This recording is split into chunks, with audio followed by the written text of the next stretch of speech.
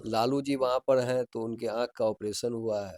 अब रही बात कि अगर मान लीजिए ऑपरेशन हुआ है तो राजनेताओं में एक चीज़ तो ज़रूर होता है कि मान लीजिए कि विचारधारा अलग हो, दल अलग हो, सब कुछ, लेकिन एक व्यक्तिगत रिश्ता तो होता ही है। और नीतीश जी से बड़े हैं लालू जी, तो एक शिष्टाचार के नाते जो है वो जा कर के उनसे मिल कर के उनका कुशलक्षेम पूछ सकते हैं।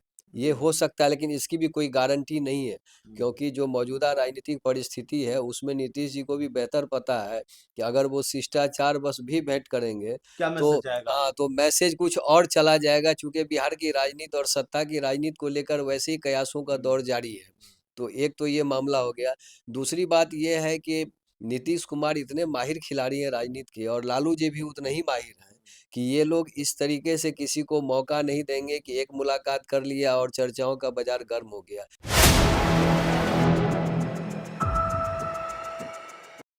नमस्कार, आप देख रहे हैं 4 PM और मैं हूं अभिषेक मिश्रा। राजद सुप्रीमो लालू प्रसाद यादव दिल्ली में हैं। दिल्ली में उनकी आंख का ऑपरेशन हुआ है और राजनीति में वैसे संयोगों की गुंजाइश नहीं होती, लेकिन एक संयोग यह भी कि नीतीश कुमार भी दिल्ली जा रहे हैं। या हो सकता है जब तक आप तक ये वीडियो पहुंचे, नीतीश कुमार दिल्ली के लिए रवाना हो चुके हों या पहुंच चुके हों। तो लालू यादव और नीतीश कुमार दोनों दिल्ली में मुलाकात हो सकती है क्या? आखिरकार लालू यादव की आंख का ऑपरेशन हुआ है और फिर दिल्ली से कोई ऐसी तस्वीर, ऐसी खबर सामने आ सकती है क्या? बिहार की राजनीति में वैसे भी इस तरह के घटनाक्रम हैं या ऐसी अटकलबाजियां, कयासबाजियां और ऐसी खबरें चल रही हैं कि फिर लालू नीतीश साथ आ सकते हैं। तो हम हमारे साथ सीनियर जर्नलिस्ट जयकृष्ण सर हैं। हम ये समझने की कोशिश करेंगे कि दूर दूर तक कोई गुंजाइश है कि नहीं है। तो सर, नीतीश कुमार भी दिल्ली में, लालू यादव भी दिल्ली में, दोनों भाइयों की मुलाकात हो सकती है क्या?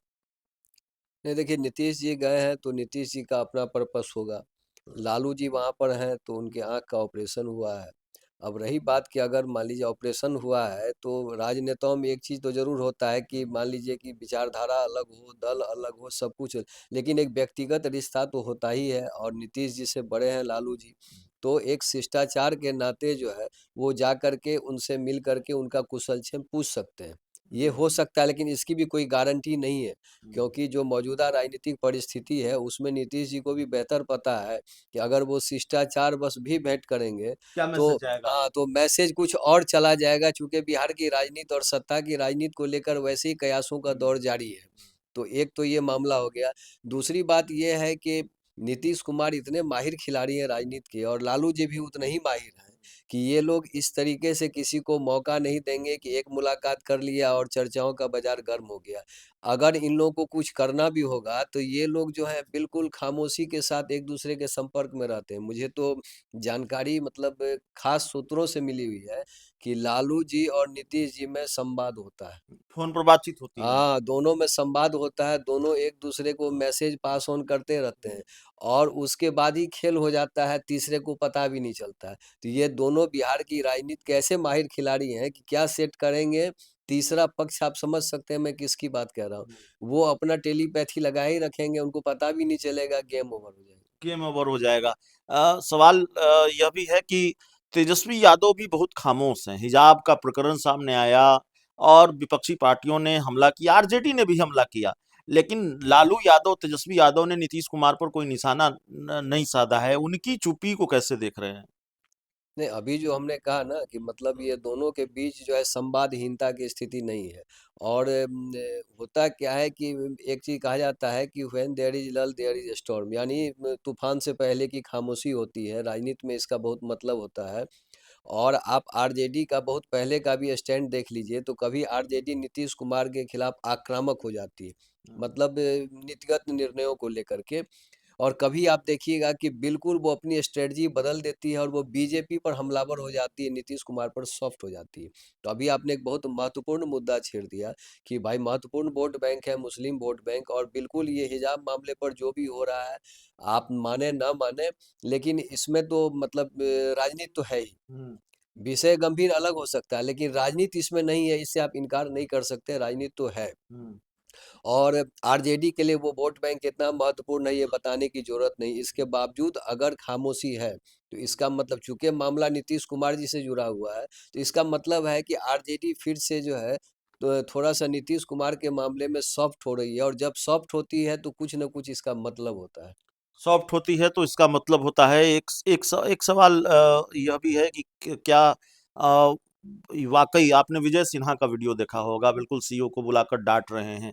ऐसा लगता है जैसे नायक बनने की होड़ लगी हुई है, ये बताने की होड़ है। ये सवाल हमने आपसे पहले भी पूछा था, लेकिन तब विजय सिन्हा का वीडियो सामने नहीं आया था।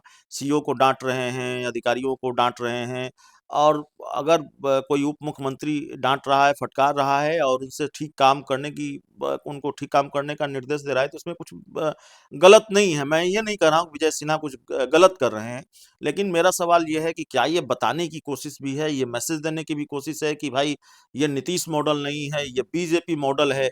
नीतीश कुमार की चमक दमक को थोड़ा फीका करना चाहती है क्या भारतीय जनता पार्टी, ऐसे वीडियोज के जरिए, या ये दिखाकर कि भाई ये बहुत कड़ा शासन तंत्र है बिहार में? देखिए, नीतीश जी 20 साल से राज कर रहे हैं, और सबको बेहतर पता है कि नीतीश कुमार जब से सत्ता पकड़े हैं तो लालू जी के उलट काम करते हैं। लालू जी के समय में नेताओं की चलती थी, अधिकारी जो हैं वो उनके पीछे होते थे। नीतीश जी ने सीन को पलटा।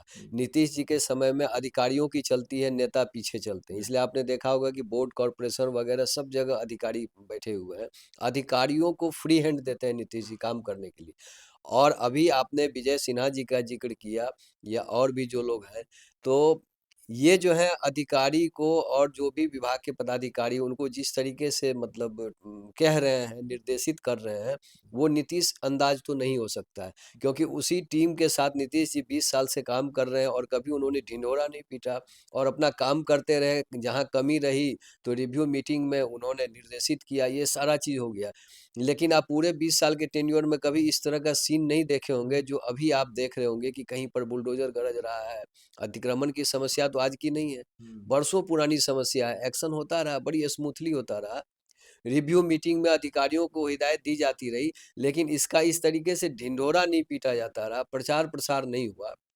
तो ये तो बात सही है कि बिल्कुल नीतीश कुमार की कार्यशैली से उलट हो रही है। और जब उलट हो रही है तो मकसद तो साफ है कि भाई लोग ये जाने कि नहीं, वो शैली से ये शैली ज़्यादा कारगर है, और मैं हरका के रखूंगा तो काम होगा, और बीजेपी की शैली हावी हो जाएगी। तो कम से कम मुझे जहाँ तक लगता है, मैं नीतीश कुमार जी को जानता हूँ, नीतीश कुमार जी इस अंदाज को शायद ही पसंद करें, और ये विवाद का कारण बन सकता है। बन सकता है। तो चलिए, इस पूरी रिपोर्ट में इतना ही। बहुत बहुत धन्यवाद।